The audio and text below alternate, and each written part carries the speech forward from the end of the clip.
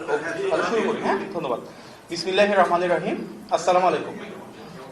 প্রিয় সাংবাদিক ভাই ও বোনেরা, আজকের সংবাদ সম্মেলনে উপস্থিত হওয়ার জন্য আপনাদের সবাইকে আন্তরিকভাবে ধন্যবাদ জানাচ্ছি। শুরুতেই আমরা সেই বিপুল সংখ্যক নেতা, কর্মী, সমর্থক, ভোটার তথা সর্বস্তরের সংগ্রামী জনগণকে আন্তরিকভাবে কৃতজ্ঞতা জানাই, ধন্যবাদ জানাই, যারা বিএনপি চেয়ারম্যান জনাব তারেক রহমানের গতকালে যে নির্বাচনী সফর ছিল ময়মনসিংহ, গাজীপুর এবং উত্তরাতে, তার প্রত্যেকটিকে অত্যন্ত সফল করেছেন, অংশগ্রহণ করেছেন, ঐতিহাসিক গণজোয়ার সৃষ্টি করেছেন। আপনারা লক্ষ্য করেছেন যে বিপুল সংখ্যক জনসমাগমের কারণে সফরসূচিতে কিছুটা বিলম্ব হয়েছিল। তারপরও গভীর রাত পর্যন্ত সাধারণ মানুষের স্বতঃস্ফূর্ত এবং উচ্চমুখর যে উপস্থিতি, সেটি স্পষ্টভাবে প্রমাণ করেছে জনাব তারেক রহমানই আজ বাংলাদেশের জনগণের আশা এবং আকাঙ্ক্ষার প্রতীক।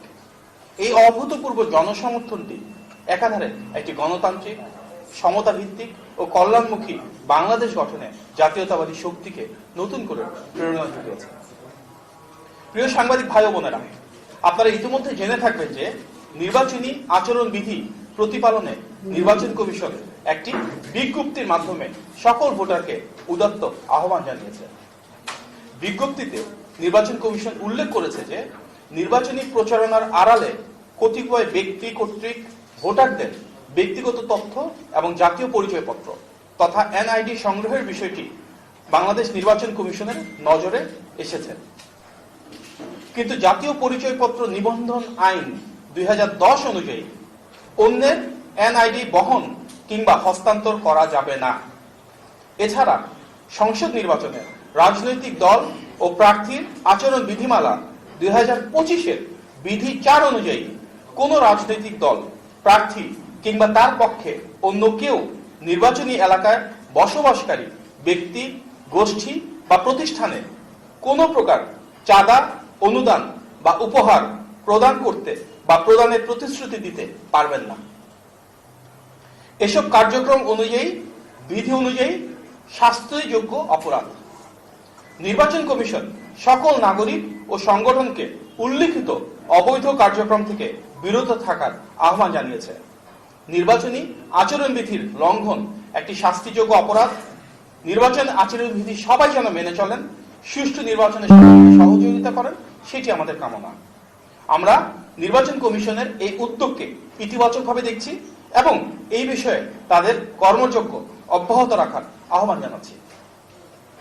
প্রিয় সাংবাদিক ভাই ও বোনেরা, আমরা লক্ষ্য করছি একটি নির্দিষ্ট দলের শীর্ষ পর্যায়ের নেতারা নতুন করে পতিত ফ্যাসিবাদের মতন করে পুরনো মিথ্যা ও প্রতারণামূলক দুর্নীতির বিশ্ব চ্যাম্পিয়ন বয়ান প্রচারের দায়িত্ব গ্রহণ করেছেন।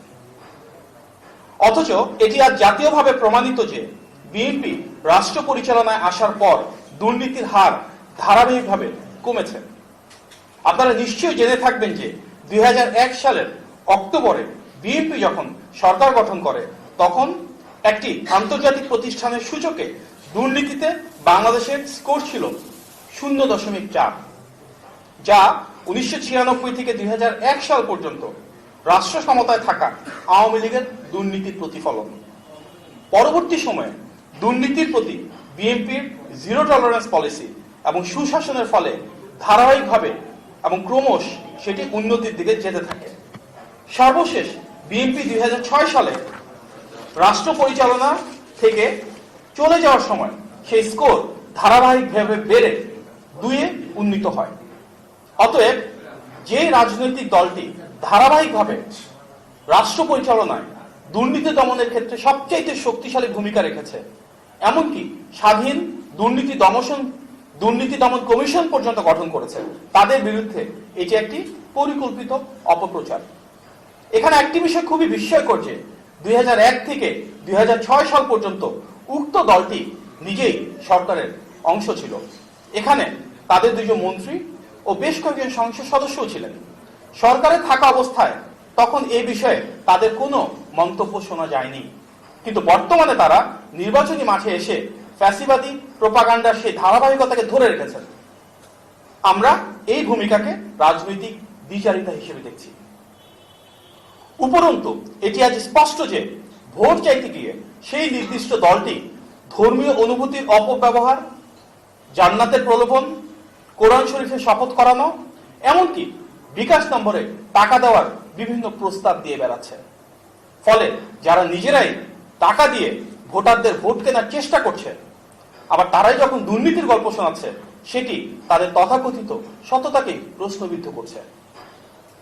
এছাড়া আজকে আমরা লক্ষ্য করেছি একটি নির্বাচনী জনসভায় সেই রাজনৈতিক দলটির আমির বগুড়ায় পাবলিক বিশ্ববিদ্যালয় স্থাপন এবং বগুড়া পৌরসভাকে সিটি কর্পোরেশনে উন্নীত করার ঘোষণা দিয়েছেন।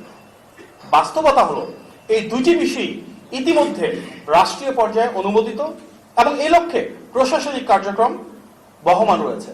সেই বিশ্ববিদ্যালয়ে উপাচার্য নিয়োগও সম্পন্ন হয়েছে। অতএব বিদ্যমান একটি সরকারি সিদ্ধান্তকে নতুন করে দলীয় প্রতিশ্রুতি হিসেবে উপস্থাপন করে বগুড়াবাসীকে বিভ্রান্ত করার এই অপচেষ্টা কেন, সেটাও প্রশ্ন জাগাচ্ছে।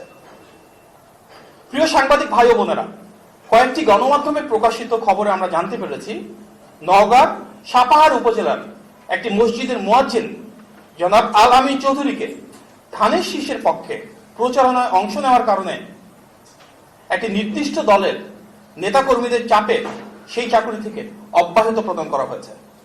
এটি নাগরিকের গণতান্ত্রিক অধিকার হরণের একটি বাজে দৃষ্টান্ত। আমরা এর তীব্র নিন্দা জানাই এবং প্রত্যেককে যার যার পেশা, যার যার ধর্ম, যার যার স্বাধীনতা সম্পূর্ণ যেন অক্ষুণ্ণ থাকে সেটি নিশ্চিতের জন্য অবিলম্বে তাকে পুনর্বহালের দাবি জানাচ্ছি। এছাড়া গণমাধ্যমে প্রকাশিত একটি ভিডিওতে সিলেটে একজন প্রার্থীর বক্তব্যে শোনা যাচ্ছে সেই রাজনৈতিক দলের প্রতিনিধিত্ব যিনি করেন যে নির্বাচিত হলে তাকে জিজ্ঞাসা না করে কারো বাড়িতে যেতে পারবে না পুলিশ। এটি নিঃসন্দেহে অসাংবিধানিক এবং প্রশাসনিক শৃঙ্খলার পরিপন্থী। একজন সংসদ সদস্য প্রার্থী যদি এই ধরনের বক্তব্য দেওয়ার সুযোগ পান তাহলে তাতে প্রশ্নের উদ্রেক হচ্ছে। আমরা বিশ্বাস করি ন্যায় বিচার নিশ্চিত করার স্বার্থে কাউকে বিনা অপরাধে গ্রেফতার করা কোনোভাবেই সমীচীন নয়। কিন্তু তাই বলে গ্রেফতার করতে হলে কোনো একজন সংসদ সদস্য প্রার্থীর বা সংসদ সদস্যের অনুমতি লাগবে, এই ধরনের বক্তব্য সেই ফ্যাসিবাদী মনোভাবেরই সামিল। আমরা এই বিষয়ে যথাযথ ব্যবস্থা গ্রহণের জন্য সংশ্লিষ্ট কর্তৃপক্ষের প্রতি আহ্বান জানাচ্ছি। প্রিয় সাংবাদিক ভাই ও বোনেরা, আজকের এই সংবাদ সম্মেলনে উপস্থিত হয়েছেন, ধৈর্য ধরে আমাদের কথা শুনেছেন, সেই জন্য আন্তরিক ধন্যবাদ। আসসালামু আলাইকুম।